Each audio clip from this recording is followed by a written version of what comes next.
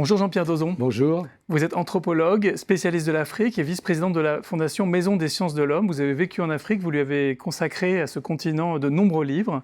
Et vous dites que l'Afrique n'est pas derrière nous, mais qu'elle nous précède. Alors dans quel domaine est-ce que vous voyez ces signaux précurseurs de l'Afrique ? Ma première idée en formulant cette phrase, c'est que c'est une phrase qui va contre les stéréotypes les plus courants concernant l'Afrique, c'est-à-dire une Afrique qui décidément, selon la doxa habituelle, une Afrique qui serait mais derrière nous, qui ne cesserait d'être derrière nous, qui serait, comme avait dit Sarkozy à une certaine époque, une Afrique qui ne serait pas rentrée dans l'histoire. Vous voyez, c'est une formule qu'il avait utilisée, donc, mais que beaucoup de gens pensent. Hein, voilà. Et donc sous une autre forme, en disant que l'Afrique, décidément, ne se développe pas. Voilà. Et alors, dans quel domaine spécifique voyez-vous ces signaux selon lesquels l'Afrique serait en avance sur nous ? Deux principalement.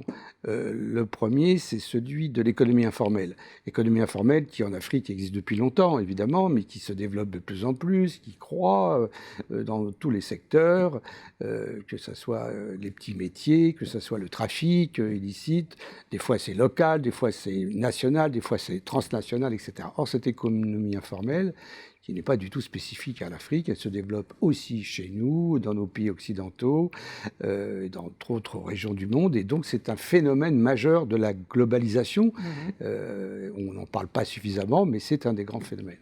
Le deuxième, qui me semble très important, c'est celui du religieux, qui bien sûr, l'Afrique est religieuse depuis fort longtemps, sous plein de déclinaisons. Bon. Mais l'Afrique a été, tout le long du XXe siècle, créatrice de religions nouvelles à partir de syncrétisme, entre christianisme et paganisme, entre islam et paganisme, etc. Et ces phénomènes qui étaient spécifiques à l'Afrique, semble-t-il, largement spécifiques à l'Afrique, aujourd'hui sont des phénomènes qui se sont aussi internationalisés, globalisés.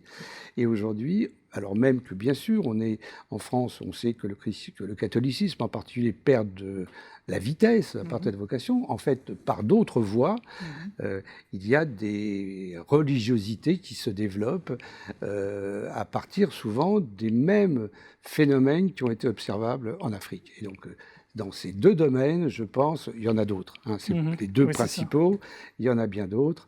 Les deux domaines, je trouve que l'Afrique est devant nous parce que tous ces deux phénomènes se développent actuellement, mais grandiront dans les décennies qui viennent. Merci beaucoup Jean-Pierre Dauzon. Et pour retrouver tous les domaines dans lesquels l'Afrique est devant nous, je vous renvoie à votre interview intégrale sur Exafricanal. Merci beaucoup.